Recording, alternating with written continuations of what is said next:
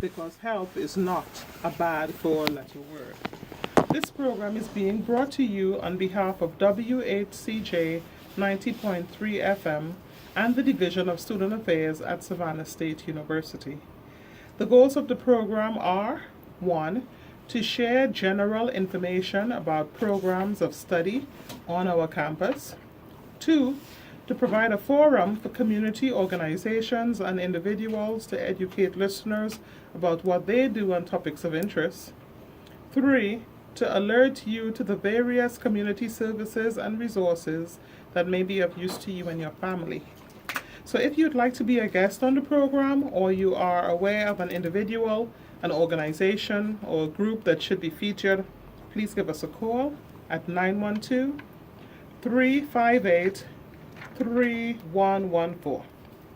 Okay, listeners, thank you for joining us again. We certainly appreciate your input, and we certainly appreciate you tuning in.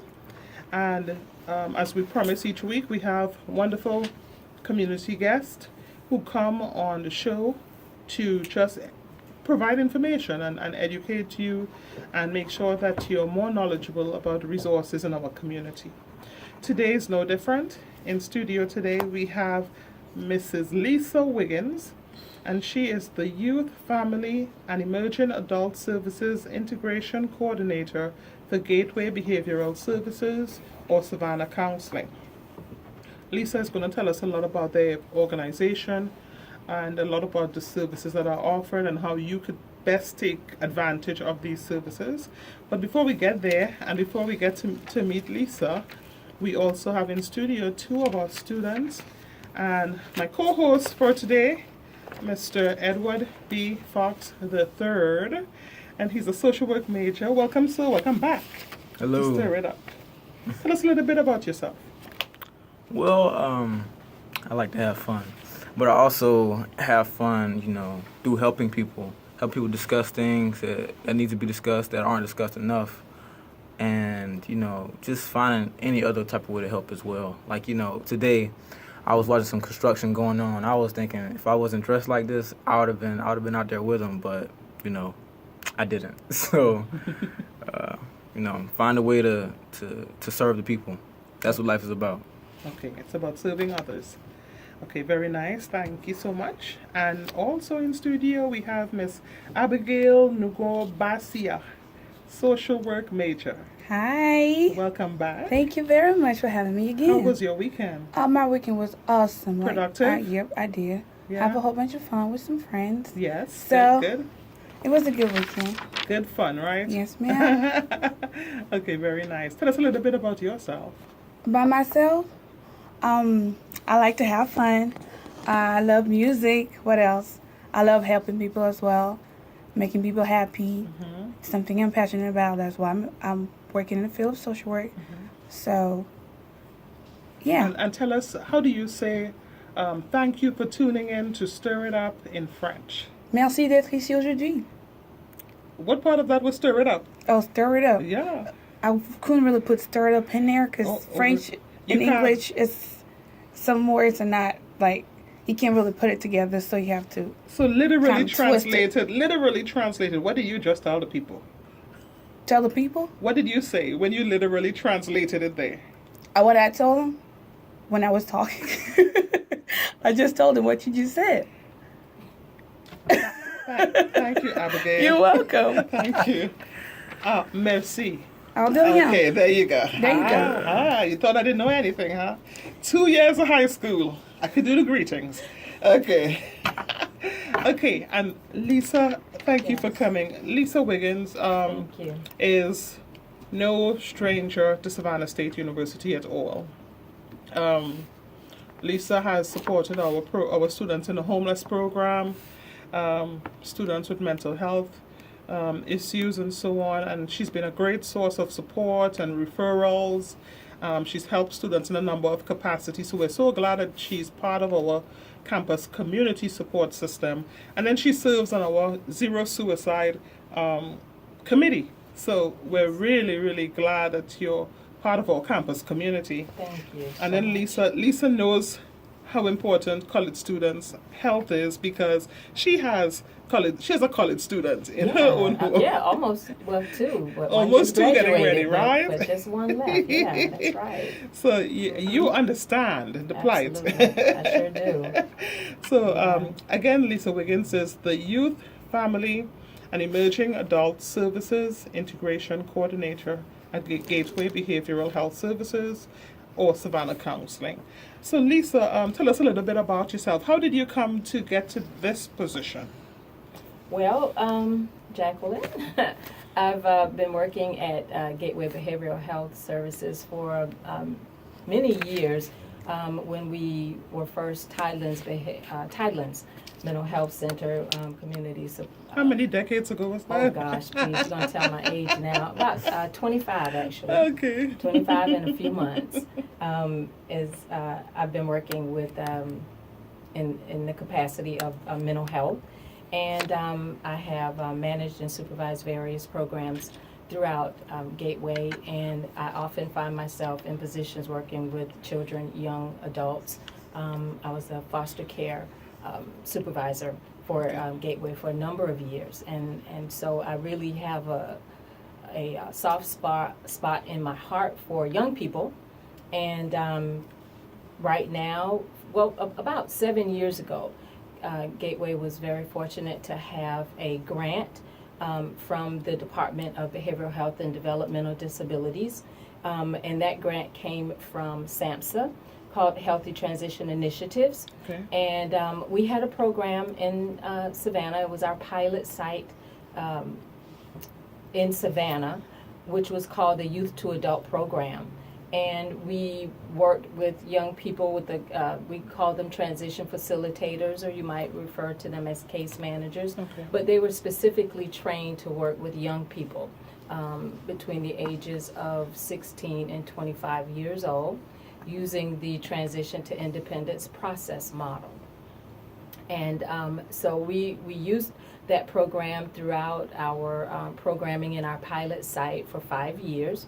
And unfortunately, as you know, grant funding does go away. Mm-hmm. And so when that grant ended, the state of Georgia, the Department of Behavioral Health and Developmental Disabilities, really wanted to continue investing in the mental health providers that were serving young people between the ages of 16 and 25. And so they invested in what we're now working under is the Emerging Adult Right. Supportive Services Grant.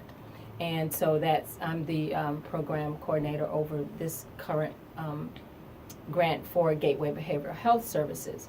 And so what Gateway has decided to do was to not just have one program site in Savannah, because we serve 8 different counties throughout the Low Country, along the coast of Georgia, Chatham, Effingham, Liberty, Long, Bryan, Camden, Glenn, and McIntosh counties.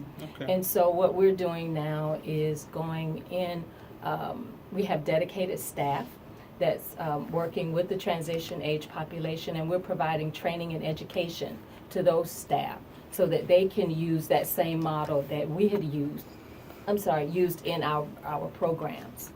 So that's what we're doing in conjunction with all of our young people that are served throughout Gateway also have access to resources that they might not otherwise have. Excellent.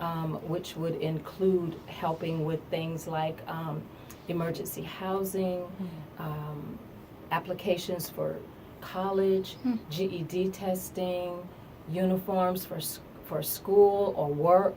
We help with transportation, the transportation needs, just a variety of things that they might not have the resources to do, but that's going to help them be more self-sufficient and productive and be able to take care of their own needs. So all those things that you just listed, those were the identified barriers to students in transition Yes. being able to progress. Yes. And it's simple as Mhm. not having a uniform, not Right. having certain supplies, Mhm. books, That's it. and so on, and then Yeah. you're behind, and there are gaps in provision of service. Exactly. So, in addition to the resource provision, then there's the mental health piece. Yes. And so, how is the transition facilitator like a caseworker? Yes, the case managers, because we look at it, the easiest term to use throughout would be case manager, because Okay. it coincides with what we use as a billable service as case management. Right.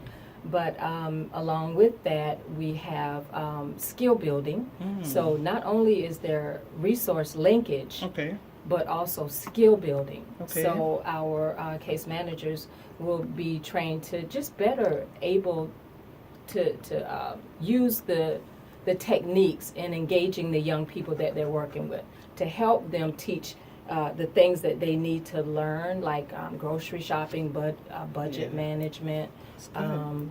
making lists for medications, or keeping up with appointments, or it's just variety of different activities of daily living that our case managers are able to assist with, as well as being able to have someone that they can talk to when they need, when they are just stuck or they need some assistance, and leading towards either setting up appointments, keeping appointments, asking for help. Yeah. Where do you locate the young people, the transition age people, to participate in the program? How do you locate them? Well, Gateway, because we are a like a first line stop for all of our areas that we cover, they come to us seeking services. So anyone calling into the excess crisis line, and they're falling within that age group in any one of our counties, they can have access to these provisions and resources. We have done lots of fairs, community fairs, out in our local communities, just talking about access to our services. Okay. Was just a phone call away, basically. Yes. So we have strategically planned to have our the workers in each one of our sites dedicated to this population. So if somebody comes in within that age group, they get funneled to those individuals for service. So, along with the schools here at Savannah State, we want to continue to develop our relationship out at Savannah Technical College as well. So we make outreach efforts to reach the students that are not coming in, Right. so that they can know that these services are available Offered, yeah. to them. True. Yeah. Sometimes we don't know. Yeah. What age group is that transition age? 16 up to 25. So if they're in at 25, by the time they're 26, that's the end of that period for us as far as the grant is concerned. But the transition age generally starts as young as 14 and can go all the way up to 29 or 30. And so that makes it really important for us to make outreach here at our colleges, because a lot of the college students need to also know if they need additional services outside the supports of the school, Right. that there is someplace else that they can go to. And there are agencies just like ours, if they go back home to wherever they live throughout Georgia.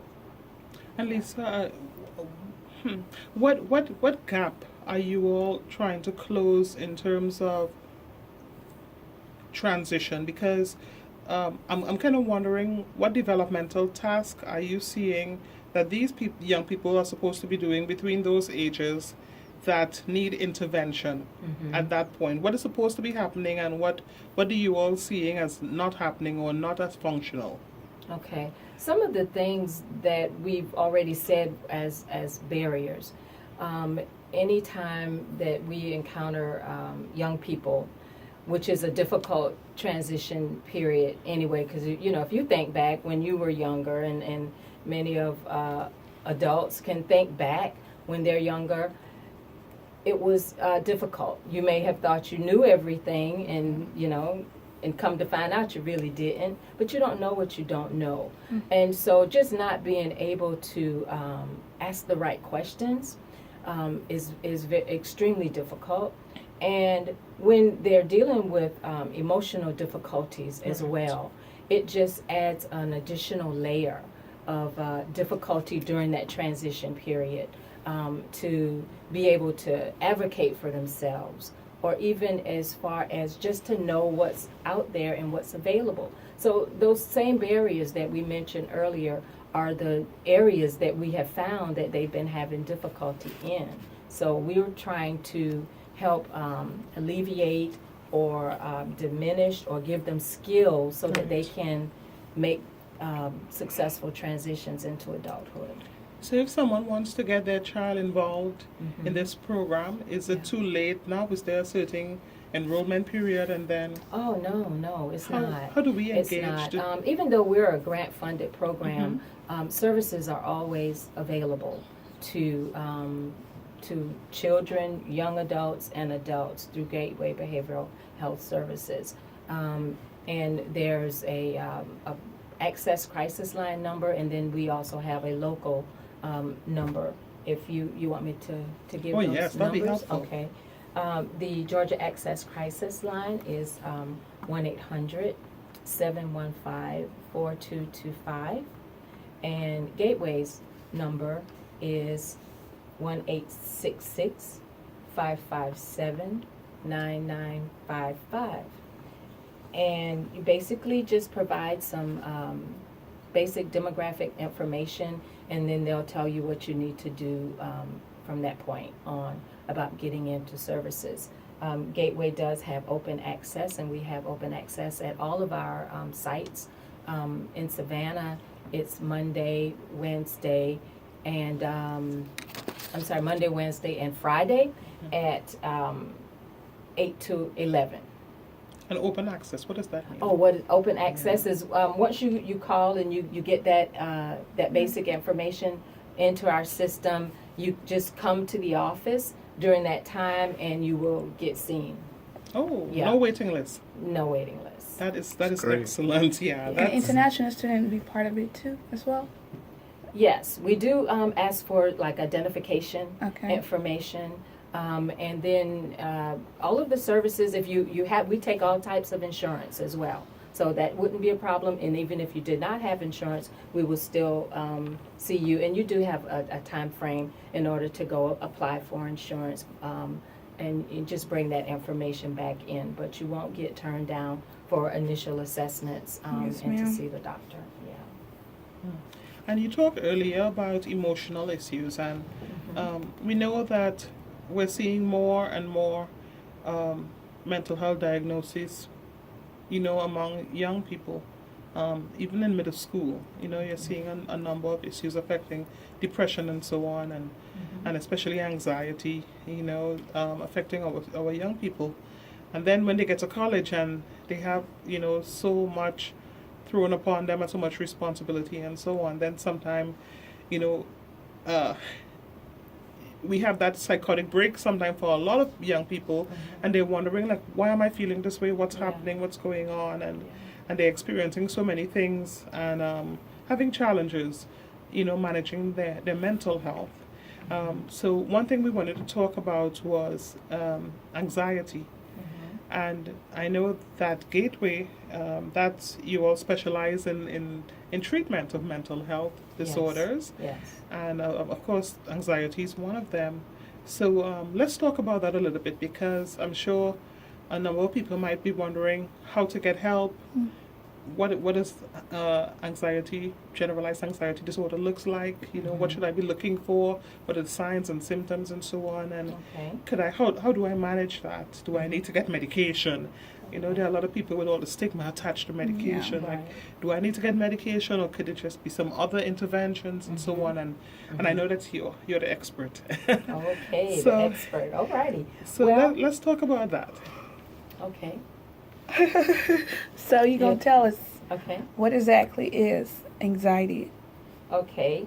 Well, anxiety, generalized anxiety, there are lots of other diagnoses that involve Anxieties might be due to physical complaints or social phobias. So there are other things, but generalized anxiety is basically excessive worry and apprehension, and it can cover more than one event or more than one situation. But the intensity and duration of it, it's just more than what you might anticipate for an event. You know, I might just think it's like, oh, it's no big deal, but if somebody that has anxiety, it's just really prolonged and excessive over the whatever that anticipated event is. And it's difficult for them to control. Oh. Anxiety would be difficult to control.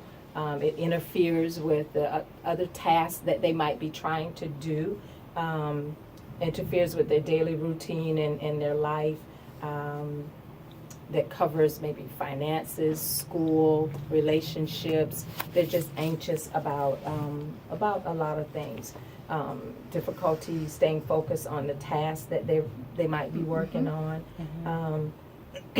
So restless, always on edge. You see somebody just always really keyed up or on edge. Some other symptoms might include being very fatigued, very tired, tense, difficulty sleeping might also be an issue. So we look for things like that, and when you see someone that might be experiencing some of those things, they may be dealing with anxiety. So if I have some of those symptoms, does that mean I have anxiety disorder? How do I know I have that? Well, we do a behavioral health assessment if you come into the center to be assessed. We can do that. But those are just some of the things to look at. Okay. You know, you might not know that might be what it is exactly, but those are just some of the things if you or any of your friends or people that you know, that you observe and they're saying they're not sleeping, and if it's been going on for a long period of time. Okay. Generally, clinically, we might look at for about 6 months. All right. If it's been going on that length of time. Okay, so is it maybe a genetically passed down trait that people have that, or is it a learned thing? Well, there's some physiological conditions, that could be affecting that individual's anxiety. So that may not fall into what I'm talking about now as far as generalized anxiety, but that could be something that is Genetic. Somebody that if a parent has had anxiety for several, displays anxiety, then the children may also have anxiety. All right, not to compare the two, but I did hear that bipolarism can be passed down through traits in the parents.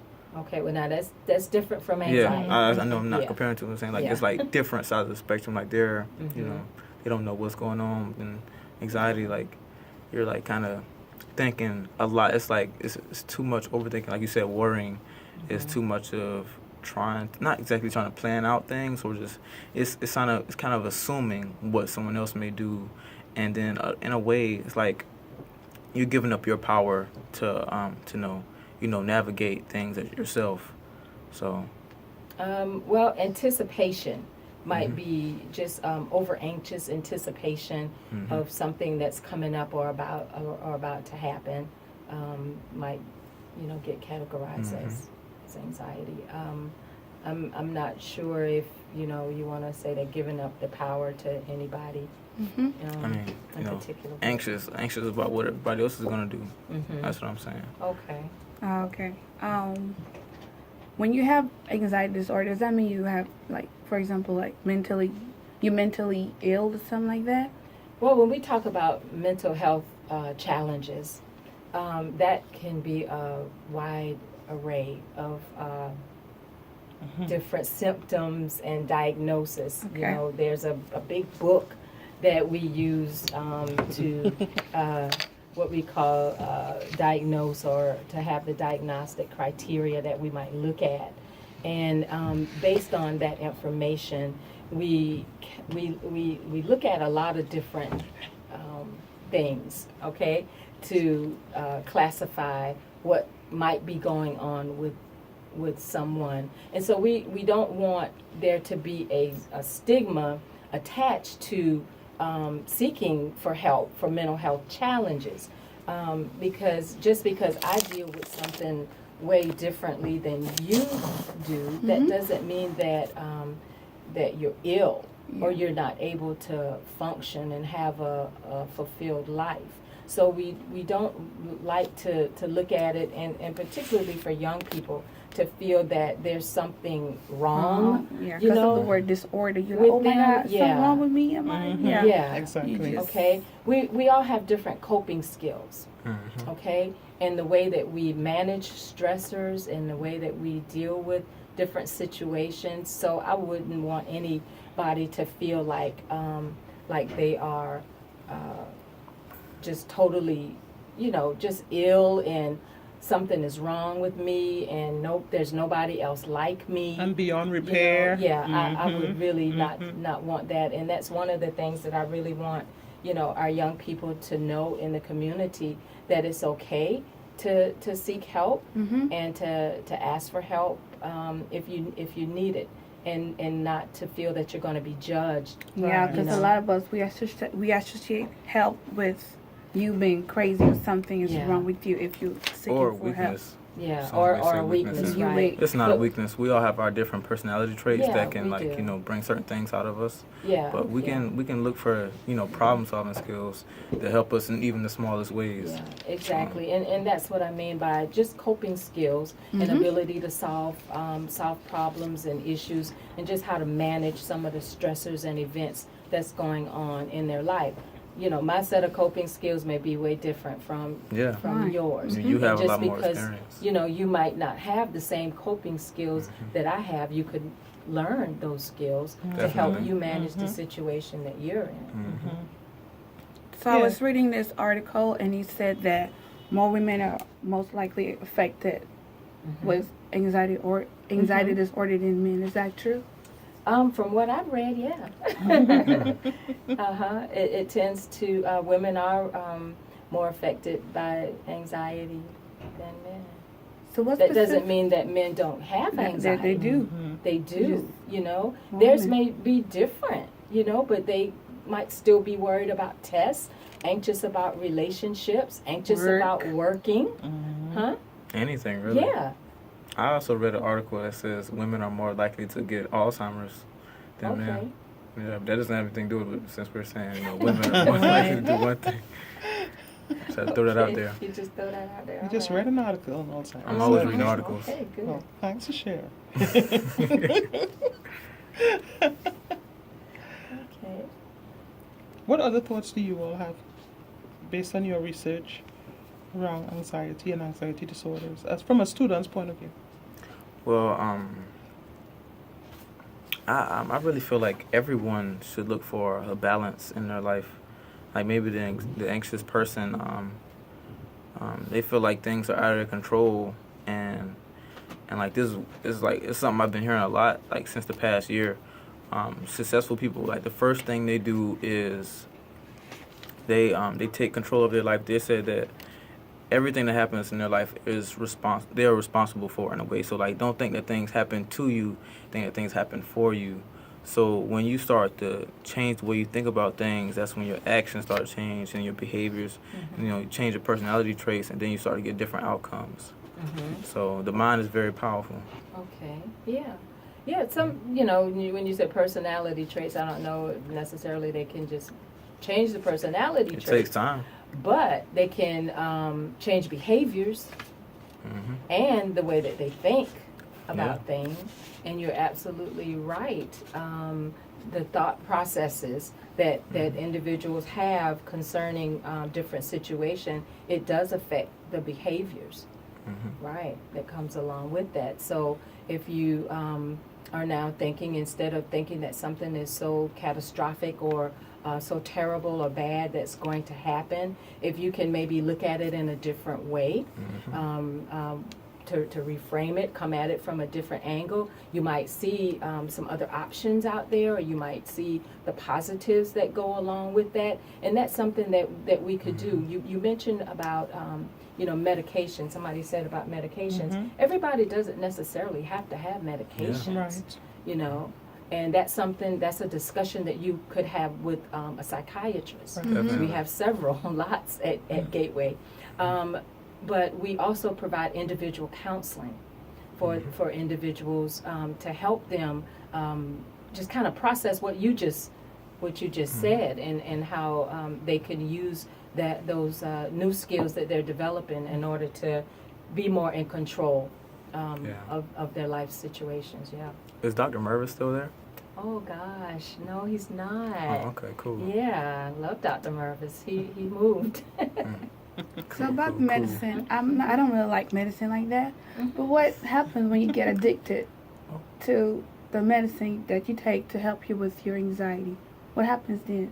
Because I'm pretty sure, too much of anything is not good for you. Oh, like chocolate. Huh? Said like chocolate. Like chocolate? Like chocolate. Yeah, if you have too much of it, it's bad. Well, You get addicted? Oh my God. Because I'm not a physician, I'm not a psychiatrist. Yeah.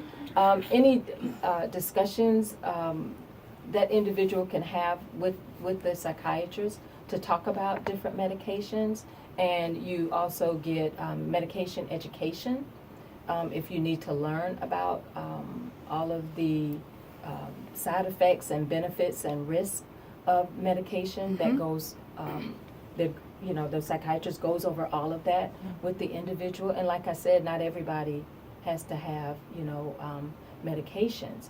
I would say for some people it really helps. It's beneficial, but that's monitored closely by the psychiatrist and our nurses as well.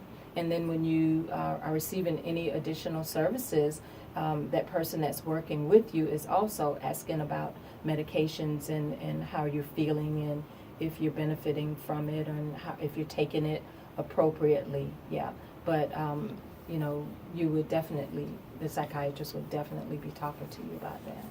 Okay. Well, we're going to take a little break right now, and when we come back, we'll continue talking with Lisa Wiggins from Gateway and Savannah Counseling, and talk a little bit more about anxiety. I know our students have a number of questions and thoughts, and we'll come back after these messages.